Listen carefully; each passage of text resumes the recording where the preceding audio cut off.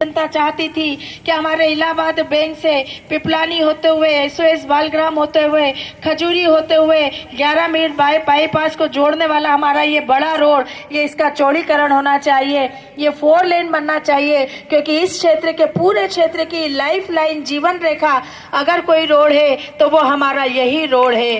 और इसलिए हमारी कोशिश लगातार ये रही कि बजट जब हमारा विधानसभा का आने वाला था, उस समय जब हमसे पूछा कि गोविंदपुरा विधानसभा क्षेत्र की 4 बड़ी सड़कें आप नोट कराइए, और उन 4 बड़ी सड़कों में हमने इस वाली सड़क का सबसे पहले दिया था। लेकिन उस समय चूंकि उस सड़क के लिए एस्टीमेट जो बना था वो मात्र 7 करोड़ का बना था, स्वीकृति 7 करोड़ की मिली थी। लेकिन हम चाहते थे कि जब एक बार काम शुरू हो तो काम इलाहाबाद बैंक से लेकर 11 मील बाईपास तक पूरा शुरू हो, पूरा बने। हम अधूरा काम छोड़ना नहीं चाहते थे। इसलिए अधिकारियों से हमने चर्चा की, अधिकारियों से बात की, और उन्होंने कहा कि अगर इतना पूरा रोड आपको बनाना है, अधूरा रोड नहीं बनवाना है, तो इसमें लगभग 25 करोड़ की राशि लगेगी। हमने कहा हमने इतना इंतजार किया है, हम थोड़ा और इंतजार कर लेंगे, लेकिन हमें चाहिए रोड पूरा ही। और आज मुझे बताते हुए खुशी है कि ये हमारी प्रशासकीय स्वीकृति 25 करोड़ 47 लाख 72 हजार की ये हमारी प्रशासकीय स्वीकृति हमारे हाथ में है, जिसका टेंडर लगने वाला है। और बहुत जल्द जब ये काम शुरू होगा तो ये डिवाइडर के साथ दोनों तरफ की 4 लेन रोड होगी, आजू बाजू के अतिक्रमण भी हटाए जाएंगे। वहाँ पिपलानी मर जाओ, हमारे झुग्गी बस्ती, पिपलानी झुग्गी बस्ती की जितनी भी झुग्गियाँ इस रोड के दायरे में आ रही है, शिवलाल भैया आपका चैलेंज होगा, ये आपकी चुनौती होगी, आपको खड़े रह के हटवाना पड़ेगा। क्योंकि हमारे क्षेत्र की लाइफ लाइन है, इस क्षेत्र की जीवन रेखा है, और उनको भी हम विस्थापित करेंगे।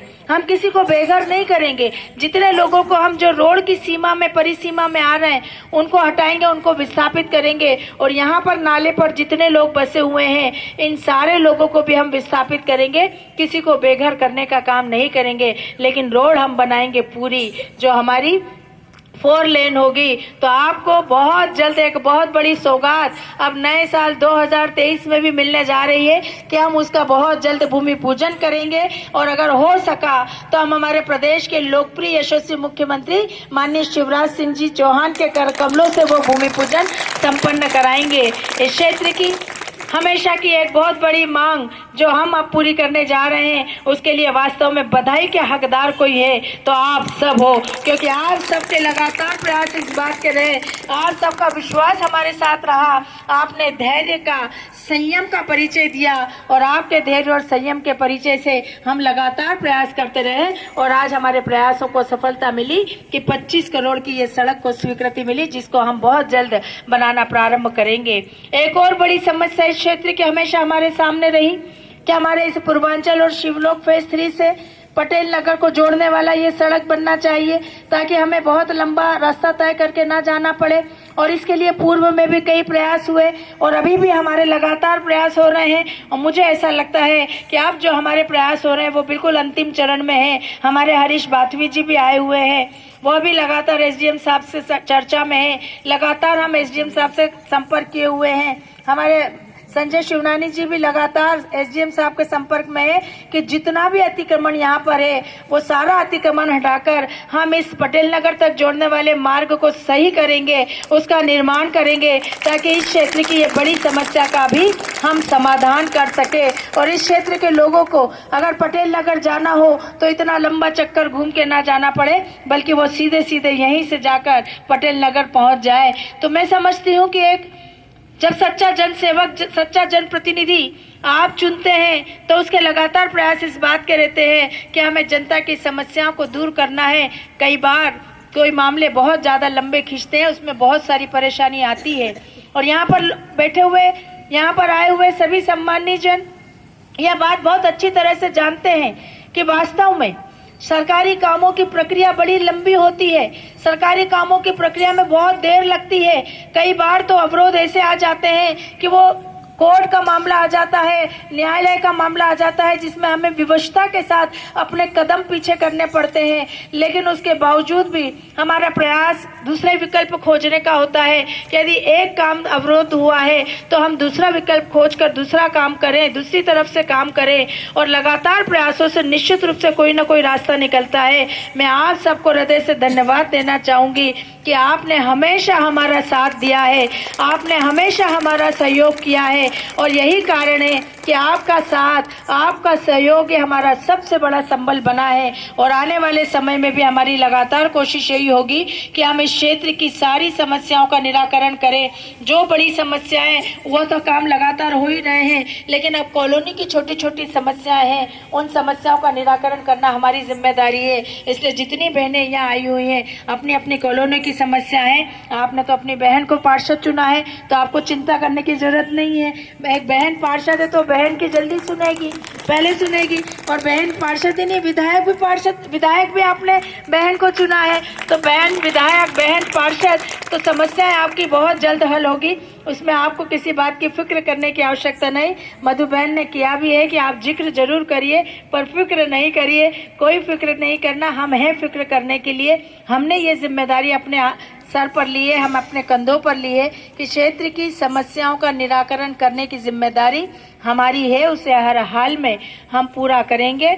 और किसी को भी इस बात के लिए हम कभी बोलने का या कहने का मौका नहीं देंगे कि हमने गलत डिसीजन लिया, हमने गलत व्यक्ति चुना। हमारी कोशिश यही होगी कि आप हमेशा अपने आप पर गर्व कर सको कि गोविंदपुरा से जब भी हमने चयन किया, बिल्कुल सही चयन किया है। जैसे ही रोड का भूमि पूजन होगा, काम शुरू होगा, आपको लगेगा कि वास्तव में ये 4 लेन रोड बनना कितना जरूरी था।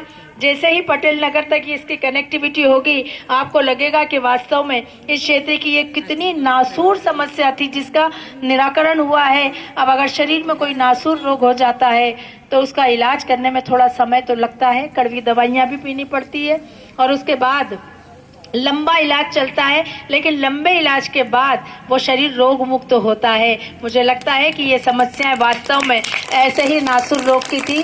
कड़वी दवाइयाँ भी हमने पी है, लंबा इंतजार भी हमने किया है, लेकिन अब हमारा शरीर स्वस्थ, हमारी अवधपुरी अब स्वस्थ होने जा रही है और सारी नासुर समस्याएं दूर हो रही हैं। इसलिए आप सबको बहुत बहुत बधाई, बहुत बहुत शुभकामना देती हूँ। कितनी बड़ी संख्या में आप सब ने यहाँ उपस्थित होकर मुझे इस बात का विश्वास तो दिला दिया कि आप सब हर परिस्थिति में हमारे साथ खड़े हैं। और मैं आपको विश्वास एक बार पुनः दिलाती हूँ कि इस वार्ड से आपने बहन मधु शिवनानी को नहीं चुना, बल्कि मधु शिवनानी को वोट देकर आपने मेरा भरोसा जीतने का काम किया है। और यही भरोसा आपके लिए मेरे जीवन की सबसे बड़ी पूंजी है। मैं रात दिन समर्पित होकर आपकी सेवा करूंगी और बहन मधु को भी लगातार आपके बीच में रखूंगी। मैं कोई दिन ऐसा नहीं होगा जब ये फील्ड में ना होगी, क्षेत्र में ना होगी। मैं लगातार मॉनिटरिंग करती हूँ कि हमारे पार्षद क्षेत्र में जा रहे हैं या नहीं जा रहे, क्षेत्र की समस्याएं सुन रहे हैं या नहीं सुन रहे।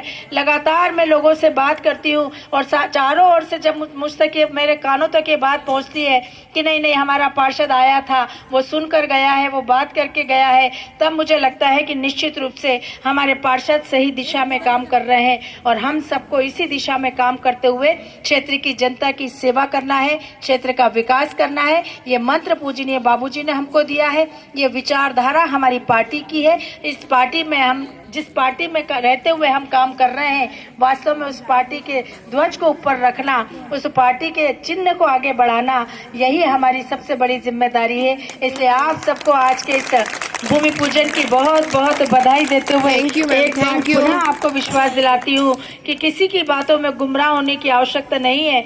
आपने अपनी बहन को चुना है, विश्वास के साथ चुना है। आप अगर मेरे पास रात में 12 बजे भी कोई समस्या लेकर आएंगे तो रात के 12 बजे भी आपकी समस्या सुनूंगी। कभी ऐसा नहीं होगा कि आपकी समस्या ना सुनूं। और उसके बाद उसका निराकरण करने का हम लगातार प्रयास करेंगे। आप सब ने आज बड़े ध्यान से मेरी बातों को सुना है, मेरी बातों पर भरोसा किया है। आने वाले समय में हमारी इन समस्याओं का निराकरण निश्चित रूप से पूरे विश्वास के साथ कहती हूँ होगा और आप सबको इन विकास की योजनाओं का बहुत लाभ मिलेगा। और भविष्य में जो भी योजनाएं आएंगी, हमारी कोशिश होगी हम अपने गोविंदपुरा विधानसभा क्षेत्र के लिए लेकर आए। बहुत बहुत धन्यवाद। जय Hind. Thank you ma'am, thank you.